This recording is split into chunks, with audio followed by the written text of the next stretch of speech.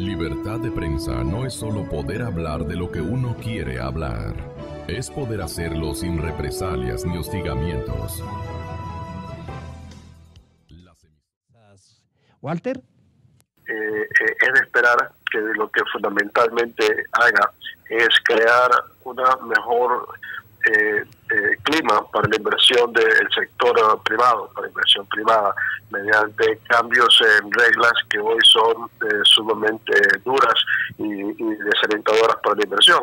Eso el ingreso de nuevas inversiones nacionales y extranjeras va a aliviar la situación económica. Bueno, la posibilidad del ajuste es que que el gobierno tiene que ir reduciendo el gasto burocrático y gradualmente, no de una manera brusca, pero si no se lo hace, el problema va a seguir poniéndose peor todos los años.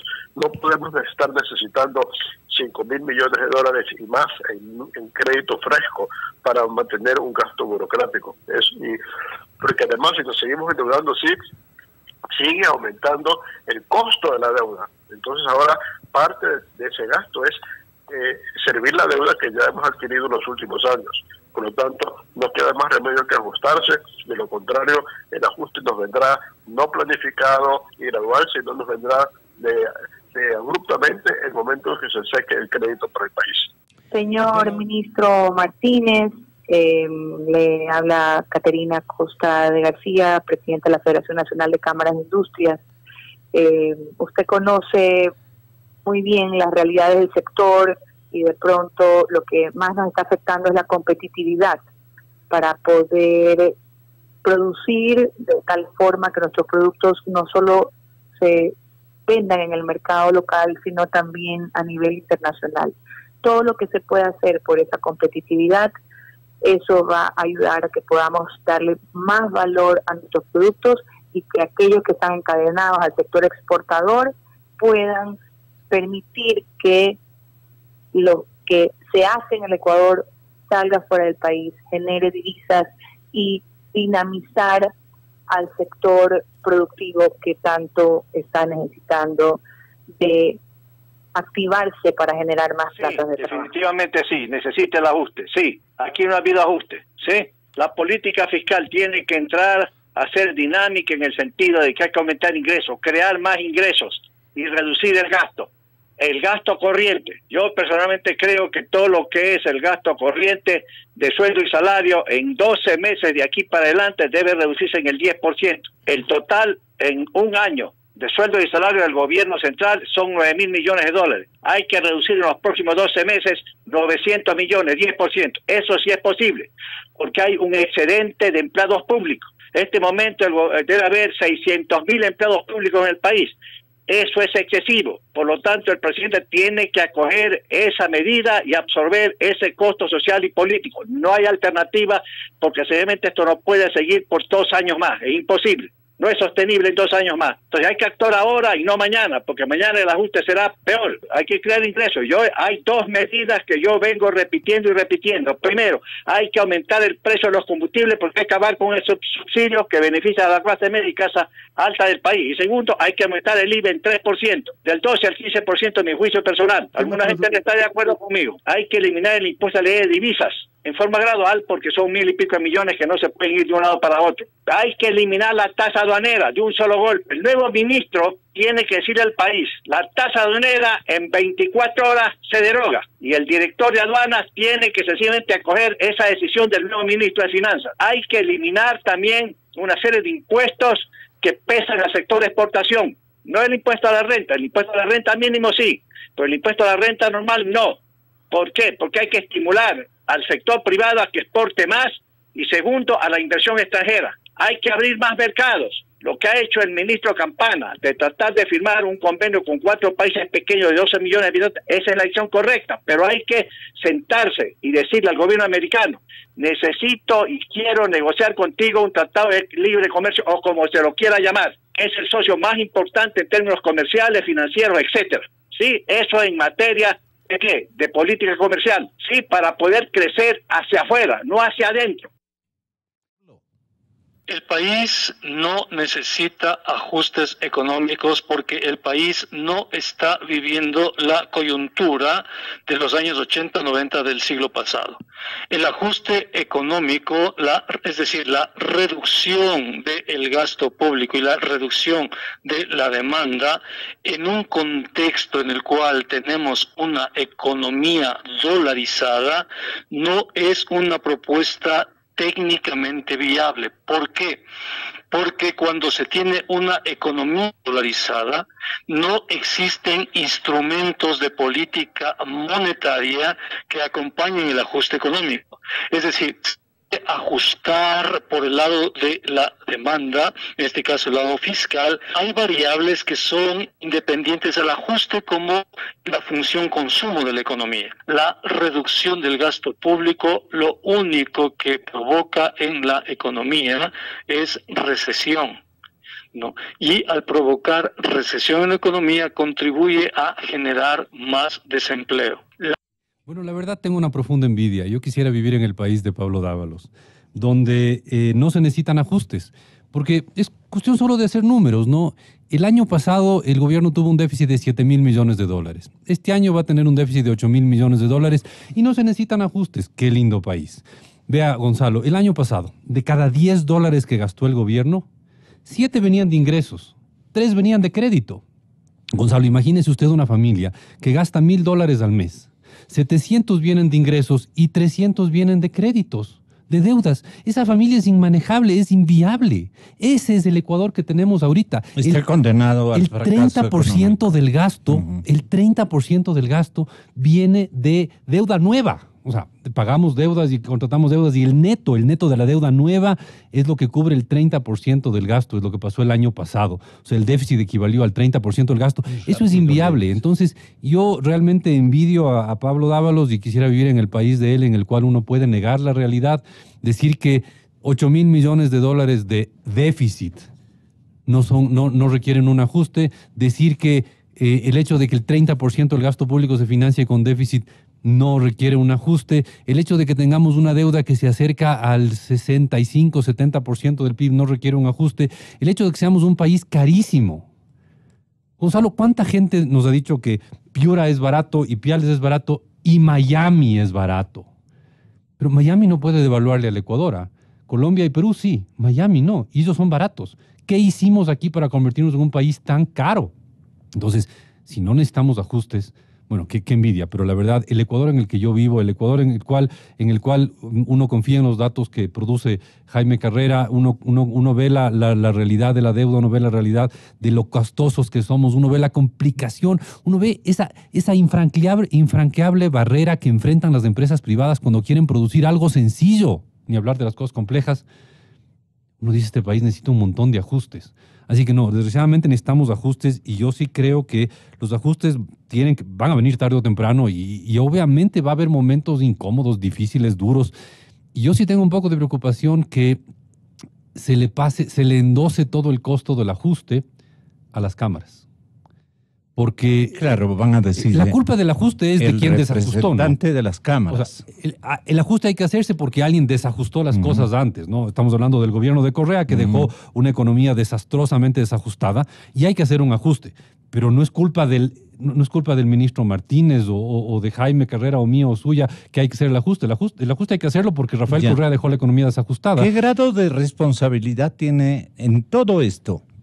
Pasado, presente y va a tener en el futuro el presidente Moreno. Tampoco hay que ponerle como que es un ser humano muy tiernito, muy ingenuo, bueno, la verdad, muy desconocedor. No.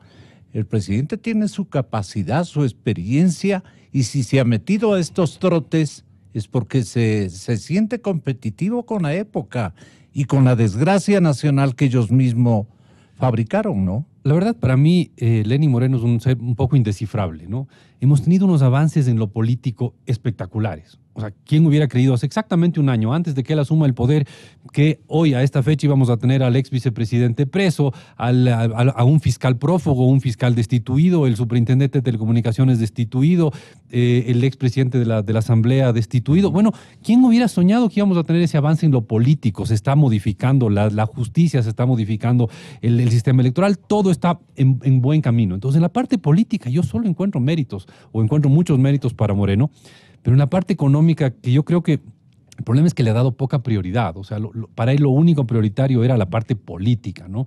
Le ha dado poca prioridad a lo económico y con eso estamos aplazando un ajuste que va a ser complicado. Pero mire, no es solo que es posible, hacer ajustes es necesario. Cuando en este momento existe un déficit fiscal de alrededor de 6 a 7 puntos del PIB, de alrededor de 7.000 millones de dólares, cuando no el manejo fiscal del gobierno es insostenible, no solo que es posible, sino que es necesario. Lamentablemente alguien tiene que tomar la decisión acerca de un ajuste más agresivo que los 1.000 millones de dólares que planteó inicialmente el gobierno en su primer anuncio acerca de la austeridad fiscal. Tienen que revisar la estructura del Estado, cuánto se puede ahorrar en cuanto a las empresas públicas que maneja el Estado.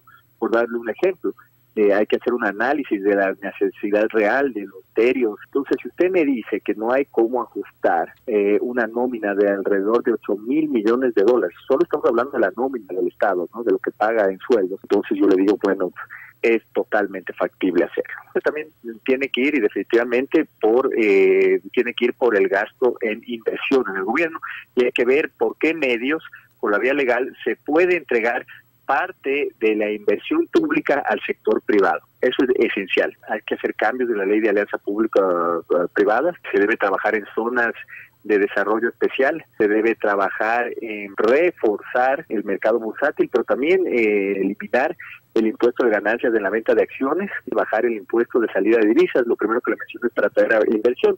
Se debe trabajar mucho en cuanto a la tramitología, y obviamente darle un giro al modelo para que la economía dependa más del sector privado y cada vez menos del sector público. El ajuste es necesario. El déficit fiscal que arranca el ministro Martínez es cercano a los 8.000 millones de dólares. Tendrá que recortar en gasto de capital para tratar de atrasar un poco la obra pública, en gasto corriente para tratar de dejar a un lado los gastos innecesarios, y tendrá que ver si es que puede eliminar o empezar a eliminar el subsidio de combustibles, aunque sea empezando con la super y luego con la extra o la eco. Es necesario el ajuste para no seguir incrementando el techo del endeudamiento y seguir incrementando el pago de intereses por la deuda. Yo creo que es simplemente una forma de escudarse y tapar que el causante de los ajustes no es el gobierno de Moreno, el causante de los ajustes es el gobierno de Correa, sobre todo el manejo irresponsable de la economía, que en los últimos 4 años de Correa tuvieron un déficit fiscal de más de 22.000 millones de dólares.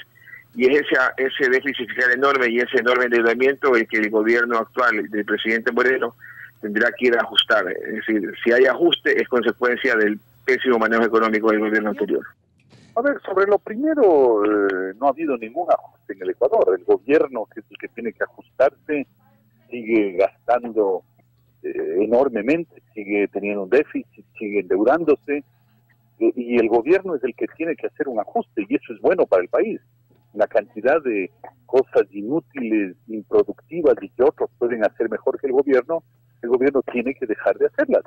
Y esa es una de las tareas pendientes en el Ecuador, que es muy importante. Es la única manera de reducir el déficit y de reducir la necesidad de endeudamiento. Así que creo que es algo que no se ha hecho y se tiene que hacer.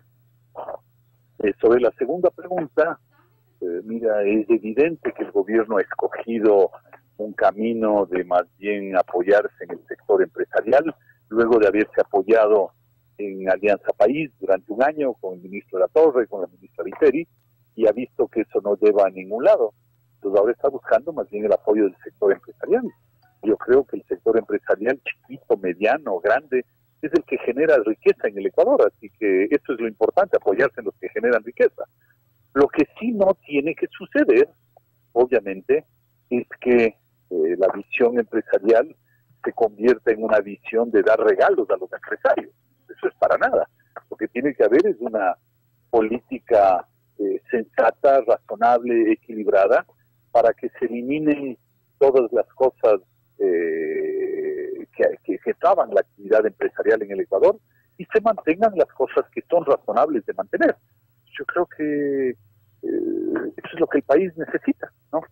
No necesita regalos a los empresarios, necesita tener un entorno razonable y sensato para el mundo empresarial, como digo, sea chiquito, mediano, grande o lo que sea. No hay mucho misterio en esto, ¿no? Y tiene su lógica.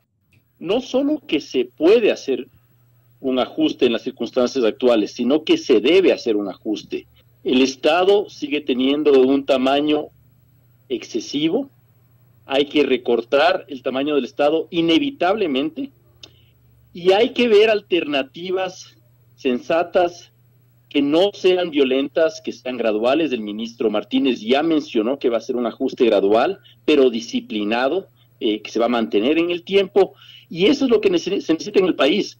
Es imposible pensar que con un déficit fiscal cercano al 6% alguien se anime a invertir en este país. Tenemos que ir reduciendo ese déficit fiscal. Esa debe ser, a mi juicio, la principal tarea de las nuevas autoridades económicas, y en función de esa reducción se va a ir generando confianza de a poco.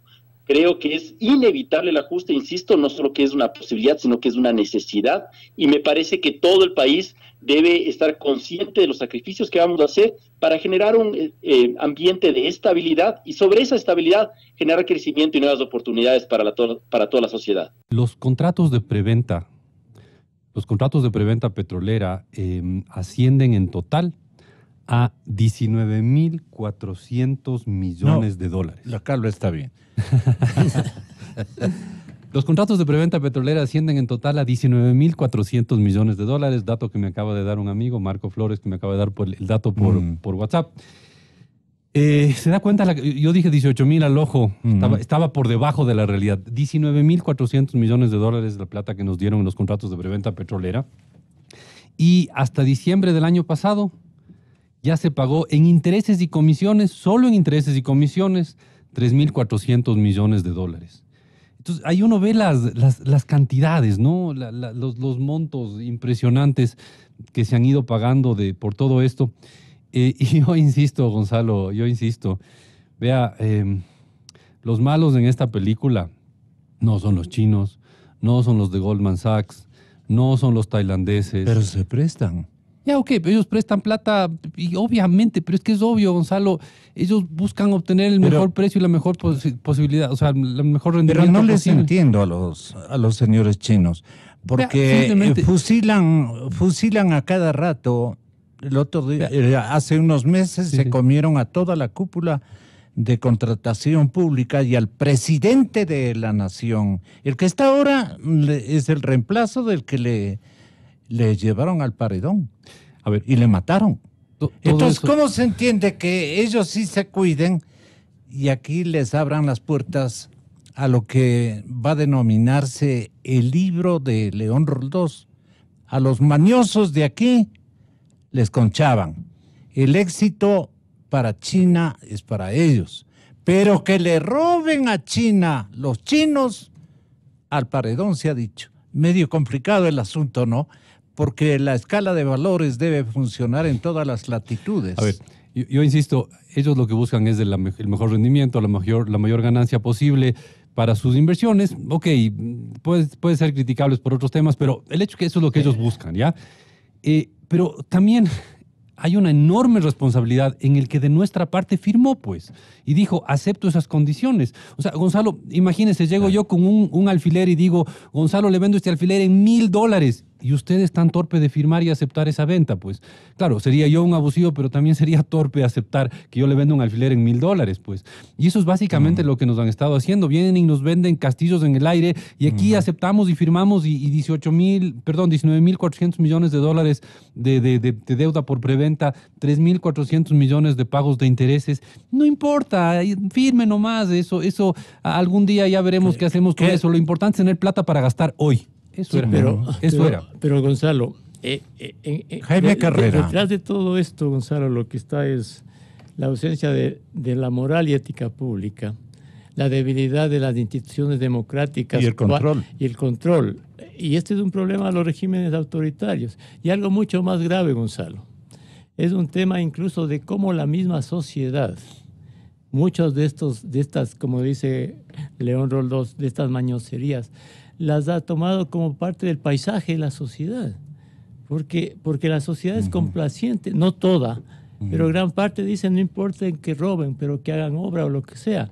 Entonces es un tema ya de moral pública, de valor cultural, de escala de valores. Hace un momento comentaba... Y ese es el matiz de la juventud nueva de Ecuador. Hace un momento comentábamos... ¿Que les parece todo normal? Claro, Gonzalo, comentábamos con Vicente. En Japón, me enseñaba el reportaje. En Japón piden disculpas porque el metro o el tren de Japón se anticipó en llegar unos segundos antes de la hora que está señalada en el metro, ¿no? Sí. El metro. Un tren japonés arrancó 25 segundos antes de lo previsto, 25 segundos antes de lo previsto, y la empresa pidió disculpas.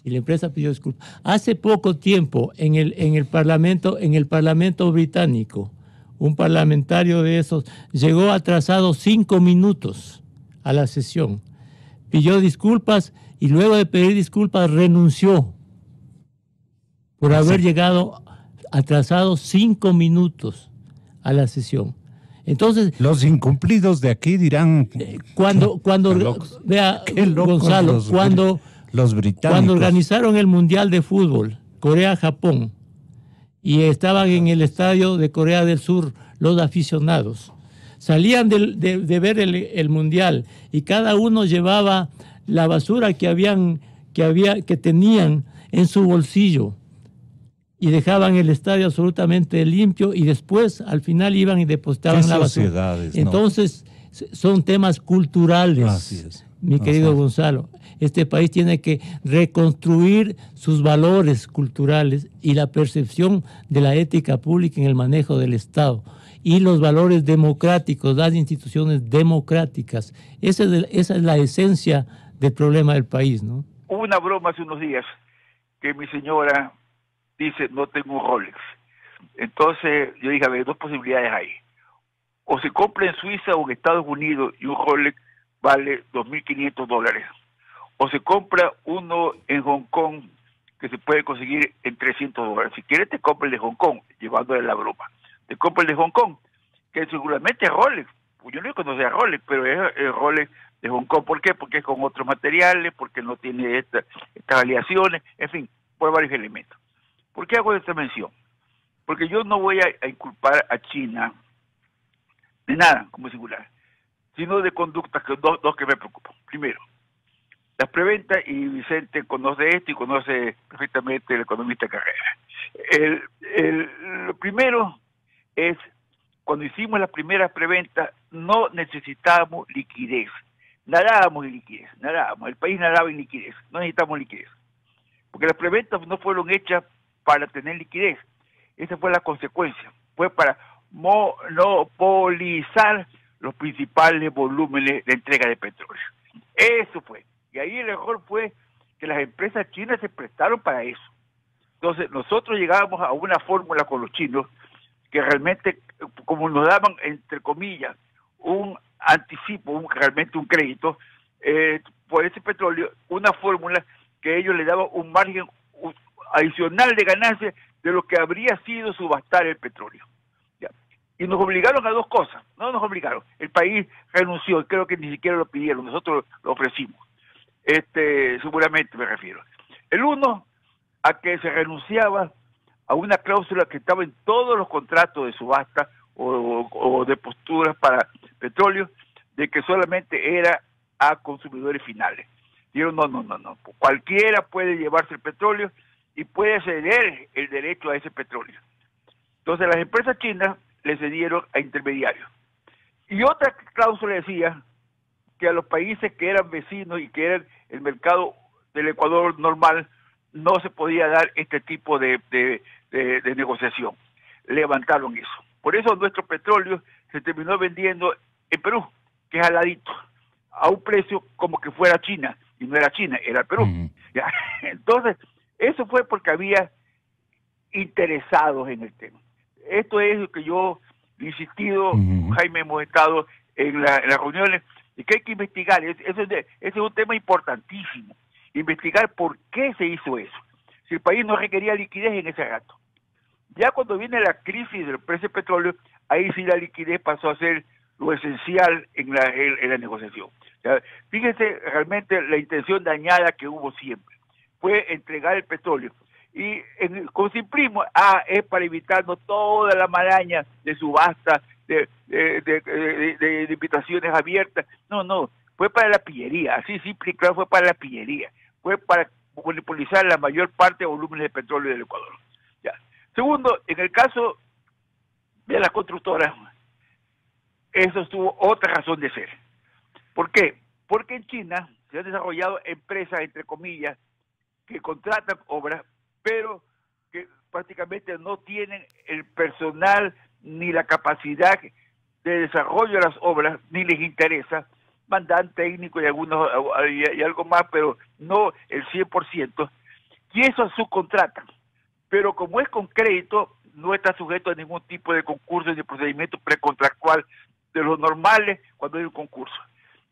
Tanto es así que una de las compañías que está presente en el Ecuador, no recuerdo el nombre en este momento, fue retirada de la lista del Banco Mundial por esa práctica. Con estas palabras, es un membrete, con su contratista. Entonces, yo creo que ese tipo de cosas debería ser un análisis cualitativo, porque a mí personalmente, más que la cuantía, me preocupa es lo cualitativo. Sí, las prácticas armadas de corrupción. En esto de que los saldos, ¿cuántos son? Hay errores, todos cometemos errores. Por ejemplo, algunos amigos, he leído, he visto, le confunden deuda con pasivos en general. No son lo mismo. Para poner un ejemplo, un banco no debe a los depositantes. El banco tiene un pasivo con los depositantes, porque tiene un depósito. Es decir, si yo tengo el depósito, es un pasivo, no es una deuda. Pero en deuda, la deuda es deuda. Y lo que hizo Correa fue otra cosa. Correa distorsionó un concepto de CETI, certificado de tesorería, que lo desarrolló desde fines de los 70 en México. ¿Para qué? Para salir a captar moneda nacional, haciendo de alguna manera lo mismo que los papeles del Tesoro de los Estados Unidos. En el Ecuador lo crea Correa, pero para sacar dinero del Banco Central del Ecuador. La barbaridad jurídica. O sea, Correa lo único que le faltó fue definir que el día se llamaba noche y que la noche se llamaba día. Claro. Y luego decir, esto está en la ley, una ley hecha mañosa, pues, una ley hecha mañosa. O sea, la mañosería, yo estoy escribiendo, y una vez lo digo, y lo conversaré en su rato con Vicente, con Jaime, con usted, estoy escribiendo un documento sobre esto, los aspectos cualitativos, mañosería desde la legislación. Por favor, desde la legislación, se legisló, se hicieron modelos contractuales para la mañosería. Esto es, para mí, lo más grave que pasó en el gobierno de Correa. Las cuantías... ¿Y los capítulos de auditoría en qué quedaban? A ver, yo escribía... El control de calidad, pues. Yo escribía ayer, pasamos algo. Algún rato este tema, no se olvide que yo hice 2 denuncias muy importantes a la Corte Constitucional cuando era asambleísta. La una fue referente a la entrega a Petroecuador de la entrega de Petroecuador a la Armada, y los están utilizando. Y lo acabo de reiterar en un artículo publicado en El Universo hace 15 días. Los utilizaron. ¿Para qué? Para la misma práctica que siguió en su momento Chávez y ha seguido Ortega, para colocar a las Fuerzas Armadas a su orden. Los utilizaron, le dieron el pastel. Ustedes manejan el pastel, ¿ya? Y la otra cosa fue, además con declaratoria de emergencia, y la otra cosa fue las alteraciones constitucionales. Pero hubo una que la manejé en la propia Asamblea, que era el reclamo de la Contraloría. Y ese es el antecedente para que Correa le quite la auditoría de gestión a la Contraloría. Acuérdense que una reforma que se hizo fue quitarle la auditoría de gestión, que tampoco la hacía Poli, pero le quitó la auditoría de gestión para que sea un tribunal de cuentas, solamente tribunal de cuentas. no auditoría de gestión, porque estos conceptos caen en el concepto cualitativo de gestión. Pero yo creo que tenemos que todo esto afrontarlo. Y yo sinceramente tengo mucha expectativa con la nueva estructura de gabinete. Ahora, y solamente ¿En qué sentido, compadre? Porque yo creo que hay gente que quiere ser honesta. Fíjate la palabra que yo estoy diciendo, que quiere ser honesta, porque no tengo antecedentes que no lo sean. En el caso de la señora Viteri, yo creo que es una profesional que simplemente se fue de largo en su adhesión al gobierno, porque yo personalmente la estimo, la aprecio, la valoro, pero frente a dos artículos, el que usted citó hace un rato, y que fue un error de ayer del comercio, el error que aclarado a la medianoche del mismo martes, aclaró el comercio, ya, ese artículo y otro artículo parecido que salió, el presidente de la República me hizo llamar, luego hablé yo con él, me dijo, vea, la ministra está preocupada por lo que usted afirma acá, usted podría reunirse con la ministra, y nos reunimos, el que habla, otra persona que también había expresado opinión con la ministra. Y la ministra, toda la defensa de la ministra es que eso está en la ley, es que es que la ley no puede declarar día, noche y día, y además no es cierto que está en la ley.